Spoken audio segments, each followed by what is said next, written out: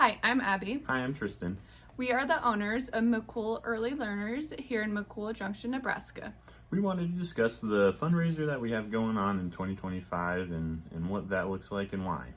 Yeah, so our reasoning for wanting to do this is when we first bought the daycare, we really wanted to push affordable childcare for our working families, as well as bring in as many educational activities and programs in order to prepare our little ones for school as they get older. Yeah, and so a major part of this fundraiser is taking advantage of Nebraska's Child Care Nonrefundable Tax Credit and making sure those that want to donate or plan to donate or contribute in any way are able to benefit from that and be able to walk through that as easy as possible. And so this is going to be a small instructional video that we hopeful help everyone to get through that process. Okay, so we are just going to start off with a quick Google search that will bring us to the Nebraska Child Care Non-Refundable Tax Credit. As you can see, it'll be the second one right there. And so this is the main page that the Department of Revenue will have for people to utilize, get as much detail as possible on why they have this credit, how it came to be. But we will look at just a few key points that they have on this page, which starting off with this sentence right here, when we're referring to contributions, they specifically state that credit will be equal to either 75% or 100% of the qualifying contribution, and that has to be made to an eligible program. An eligible program is defined as a licensed family child care home 1, home 2, or child care center or preschool. That is either a for profit or a nonprofit organization. And so when we're looking at that 75% or 100%, how do they determine that? And so as we kind of jump back down this page a little, and so for providers or contributions to qualify for that 100%, they have to fit either one of these um, scenarios. This first scenario being having a physical presence in an opportunity zone in Nebraska. This second one is being an eligible program with at least one child enrolled in the child care subsidy program. And referring to our location in McCool Junction, we would qualify under this scenario as we serve some families that are in that child care subsidy program, and so any contributions would equal that 100%. If there are providers that do not meet that qualification, then they would be at that 75% instead of that 100%.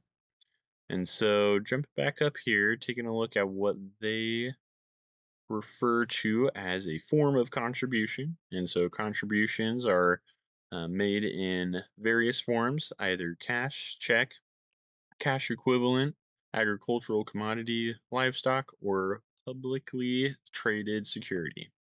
And so that, of course, is just to any eligible program, be it a nonprofit or a for-profit.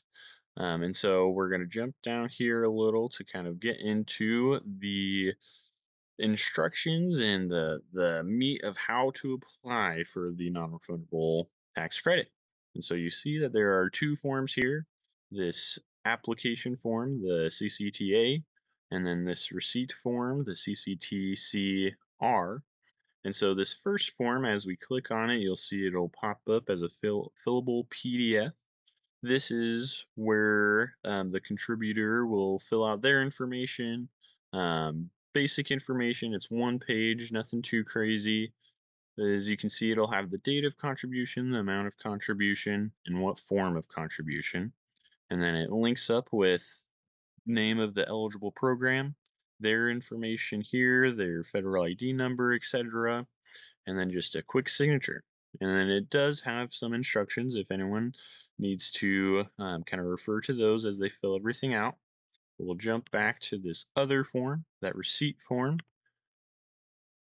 Again, it's a fillable PDF, but this is for the provider side of things. So this would be filled out by us. This is giving them our information, our ID numbers, and linking it up with, of course, the contribution, date, amount, etc. on who we are. We'd be that nonprofit, and then a quick signature. So, in essence, 2 pages filled out, one by us, 1 page by you. We'll have these kind of ready to go as needed.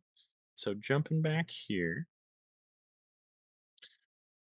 once you get those 2 forms filled out or scanned up to your files on a computer or your device, they make it easy by just having this upload button that when you click on it takes you to this share file page where you will upload these forms and it'll be sent off to the Department of Revenue.